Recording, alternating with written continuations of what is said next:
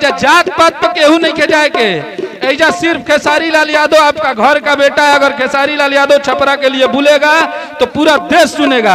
आज सोचिए कि खेसारी लाल यादव छपरा से चुनाव लड़ रहे हैं तो पूरा केंद्र लगा है खेसारी लाल यादव को सुनने के लिए, और इसी छपरा में आके जवाब दे रहे हैं लोग। तो जिस दिन हम जीत जाएंगे उस दिन सबके नाक में दम कर देंगे कि हमें ये चाहिए, और नहीं चाहिए तो सबके जितना हमनी के संगवा रहे वाला बानी जा 1-1 मिलियन फॉलोअर्स बने सा लाइव आके बोले लगा जो सब कोई के बारे में कि हमारा छपरा के विकास जा होके के चाहिए। तो ये खेसारी सब पे भारी। आज छपरा विधानसभा में चुनाव लड़ के हमनी के देख लेनी जा कि सच में एक खेसारी सब पे भारी है। सारा लोग मिल गए बा लोग एगो लड़का के हरावे खातिर, एगो लड़का के गलत बनावे खातिर, जौन लड़का गरीबी से आज भी नहीं खे निकलल। खेसारी भैया के पास ये मानते हैं कि बहुत सारा धन संपत्ति सब कुछ अर्जित है, लेकिन उस इंसान के साथ अगर हम लोग बैठते हैं, अगर 15 लोग जिस रूम में रहते हैं तो हमारे नीचे हमारे बगल में ही वो इंसान बैठता है। आज तक भेदभाव वो इंसान नहीं किया।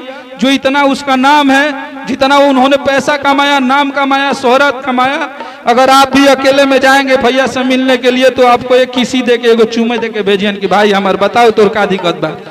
हमें गर्व होता है कि हम उस इंसान के लिए गाना लिखते हैं, उस इंसान के लिए काम करते हैं हम लोग, कि खेसारी भैया ने हम लोगों को जो परवरिश दिया है, हमारे लिए हमारे माँ बाप ने हमें जन्म जरूर दिया, हम एक ब्राह्मण परिवार के लड़के हैं, लेकिन आज अगर हमारा यहाँ से अर्थ से फर्स्ट तक अगर हम सबकी जिंदगी है तो सिर्फ ड्यू टू खेसारी लाल यादव का देन है। आज रहने का घर नहीं था, लेकिन जौना शहर में जाई ले जाओ अपन घर बा, वो सिर्फ खेसारी लाल यादव जी का देन है।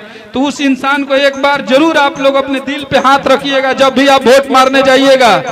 किसी भी पार्टी का मूड बना कर जाइएगा, लेकिन इससे पूछिए कि भाई किसको वोट दें। तो अगर आपका ये दिल बोलेगा कि ड्यू टू खेसारी लाल यादव तो आपको वोट करके वहीं पे आना है। पार्टी यहाँ मायने नहीं रखता है, ना इंसान मायने रखता है। ईमानदार व्यक्ति, सच्चा इंसान मायने रखता है, वहां पे आप लोगों का वोट जाना चाहिए। तो आप लोग से हमने की यह निहोरा रही कि 6 तारीख के अपन ताकत भी दिखा देवे के बाद, अपन प्रभाव भी दिखा देवे के, आप लोग केकरा के प्यार करे आइल बनी जा। और आप लोग खेसारी भैया के छपरा